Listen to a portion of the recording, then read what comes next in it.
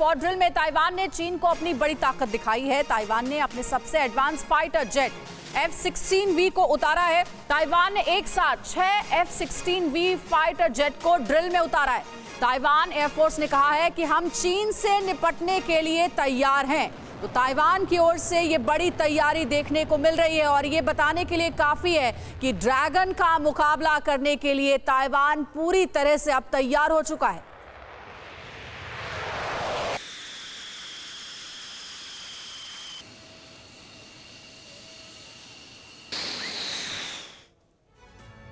तो देखिए, चीन से डरेगा नहीं, लड़ेगा ताइवान। ये बिल्कुल साफ रुख है ताइवान का, इसमें कहीं किसी को कोई शक और शुबा नहीं होना चाहिए। चीन की बढ़ती आक्रामकता को जवाब देने के लिए ताइवान ने बड़ी तैयारी की, बड़े पैमाने पर तैयारी की गई।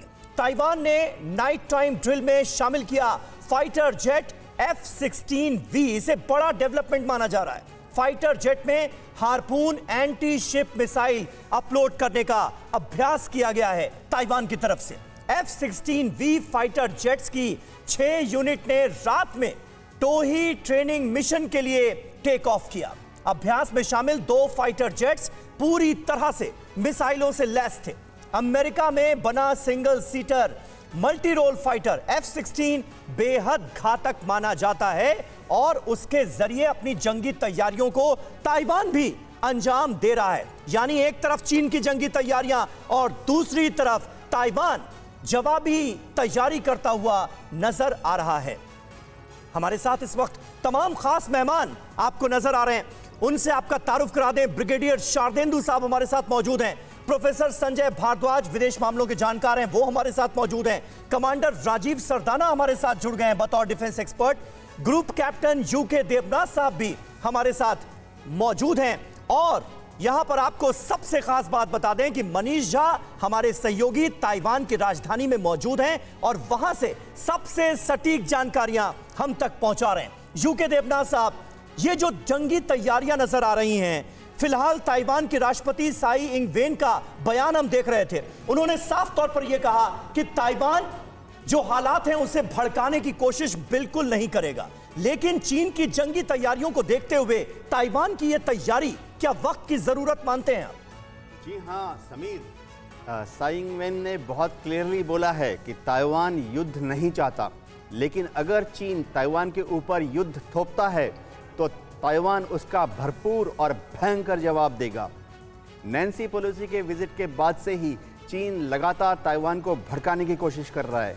चीन ये चाहता है कि ताइवान किसी तरह से एक छोटी सी गलती कर दे और ताइवान की उस गलती का बहाना बनाकर चीन ताइवान पर हमला कर ले और उसको हथिया ले। लेकिन साई इंग वेन बहुत ही मैच्योर और अनुभवी नेता हैं। उनको मालूम है कि चीन जैसे मक्कार देश का सामना कैसे करना है। वह शी जिनपिंग के ऊपर डिप्लोमेसी में और राजनीति में भारी पड़ रही हैं। वह किसी भी तरह से चीन के भड़काऊ इरादों को सक्सेसफुल नहीं होने देगी। समीर, मैं आपको एक और चीज़ बता दूं, ताइवान के लोग बहुत बहादुर हैं, उनमें देश प्रेम का जज्बा है, उनकी मिलिट्री ट्रेनिंग बहुत अच्छी है, साथ में बिल्कुल आप अपनी बात आगे बढ़ाइएगा। देखिए, मुझे मनीष झा नजर आ रहे हैं ताइवान की राजधानी ताइपे से, सीधे वो हमारे साथ लाइव कनेक्ट हो चुके हैं। आप बात कर रहे थे ताइवान के लोगों के हौसले की। ताइवान के लोग दशकों से चीन के इस इरादे के बारे में जानते हैं। देखिए, जब चीन आज़ाद हुआ उसी वक्त चियांग काई शेक ताइवान में चले गए और उन्होंने ताइवान में अपना एक अलग डेमोक्रेटिक देश बनाया। हाँ, अमेरिका तथा दुनिया के सारे देशों ने उनको मदद की और ख़ास बात यह है कि 7 दशकों से चीन की हिम्मत नहीं हुई ताइवान पर हमला करने की।